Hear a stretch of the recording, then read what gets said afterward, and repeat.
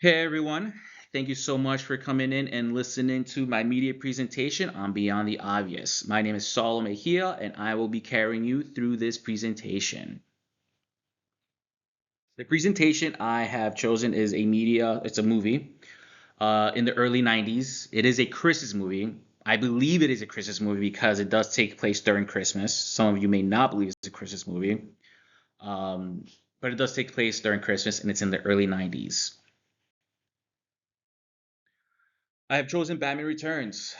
This movie does focus a lot on Batman, but it also does focus on gender because it's one of the movies that does show two sides. You have men and women, and how the power dynamics are changed throughout the movie, and how women are treated, and how they gain power through this type of treatment. Specifically, Selena Kyle as Catwoman. Selena, at the beginning of the movie, she's displayed as more just a secretary, just your regular 9 to 5 job. She's just there to serve the men. She has no authority. She's trying to have an opinion, but they don't allow her to have that opinion. She's just kind of just there.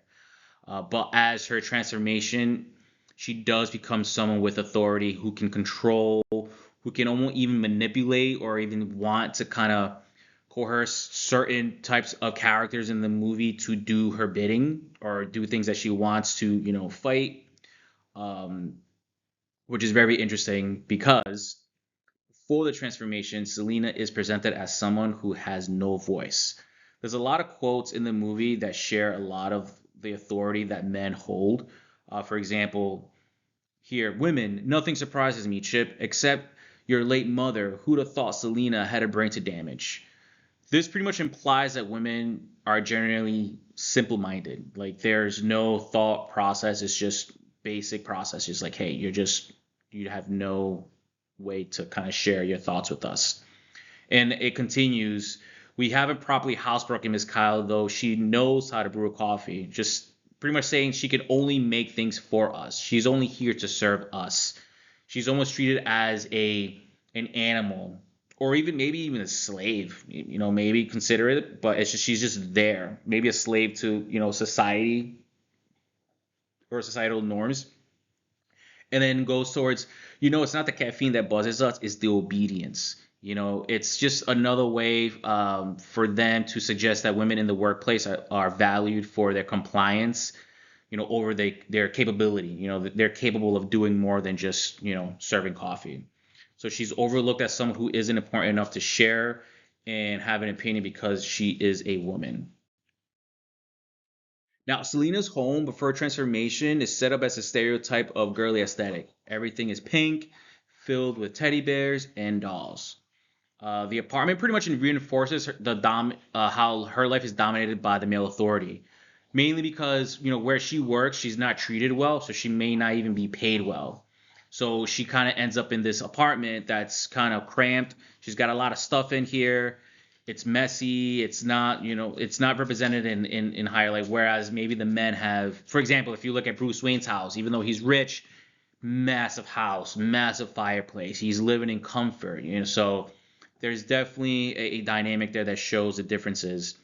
A lot of times, the male authority is presented here. For example, like during when she listens to her answering machine, her boyfriend actually cancels the trip with her and decides to go alone.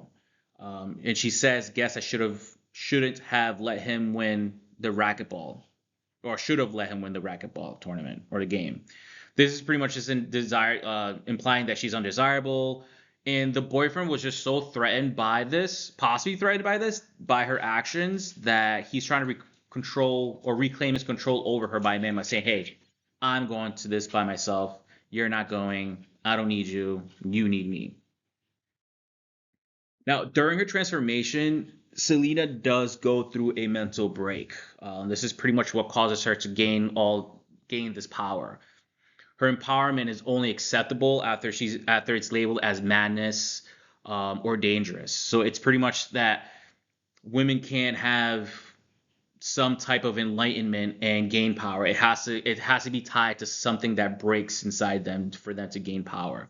So when she gains power, but it's also like overly sexualized. You know, you can't have one or the other for some reason. And one of the things that stuck out to me is, though, even though she has this mental break, she's still able to sew. So even in the beginning of the movie, all she they said she could do is only she could do is brew a coffee. She could only make this. And now as she's going through this break, she's still able to make things, but now she's actually making something for herself. So she's gaining that power. So, but I feel like the transformation could have been framed as an awakening instead of madness. I feel like it would have might have represented her in a different light. Whereas again, as she's creating her suit, she's gaining the power. So maybe if she had this type of transformation that was more of an awakening instead of like her going crazy, I think it would have given her a little bit more credit as to why she did it. You know, she did it because she went crazy because of the male authorities of her job. So it gave her reason, you know. So I feel like it didn't really help her. Now, after the transformation, Selena now has a rebirth. She's able to speak more boldly, but still displayed as unstable. You know, the things that she says. You know, she says certain things that kind of was like, well, it doesn't really sound right. But, you know, just because of the way you said it, then it's going to sound right. So she gained power with the things that she didn't have, exposing this is exposing how media frames powerful women as dangerous and sexualized. A lot of early 90s pop culture praised powerful women, but always framed them as threats. Even in the late 80s, I mean, even movies like Alien or even Carrie, you know, women would go crazy, but they would gain power for it. So you can't have both again. But here, her sexuality is weaponized. Here's some other examples in the early 80s and 90s that share a similar representation of women. You know, Basic Instinct, Fatal Attraction, Thelma and Louise. You know, again, women only gain control after some form of trauma or are punished, reinforcing their, you know, cultural anxieties. There was actually a book that came out a year later after Catwoman called The Monstrous Feminine Film, Feminism, and Psychoanalysis, again by Barbara Creed. And it kind of pretty much explains exactly what's happening to Catwoman, you know, um, and in the media, describing that women are often portrayed as when gaining power, making them frightening, excessive, or dangerous, not because they're evil. You know, Catwoman wasn't evil; she was more of an anti-hero.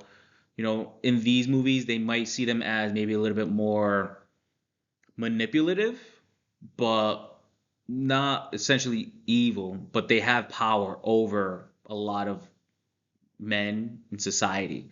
And that's why they're looked as maybe not fitting into the gender norms, you know, where men are always, oh, wait, he's justified. Batman is justified to become a vigilante because his parents were murdered. You know, he's just not, they don't frame it as, oh, he's a baby who has money and just wants to have power over everyone. You know, he's justified. But when it comes to like women, they're not justified for their, you know, their wants. And one of the things I do want to, before I go, I do want to share one last thing. At the end of the movie, when Alfred, his butler, tells him Merry Christmas, Bruce Wayne says, Merry Christmas, goodwill towards men. And then he pauses and he says, and women. And I feel like the movie is kind of reframing it or framing it into more becoming more inclusive, making it more inclusive where it's not just all men, it's everyone, men and women, sharing it all together. So maybe you guys will get a chance, and women, not just guys, but everyone will be able to get a chance to catch the movie. And if you don't, that's fine. But maybe you'll catch on your own thing. Maybe I missed some things, but would love to hear what you guys think. Thank you so much. Merry Christmas and enjoy the rest of your day.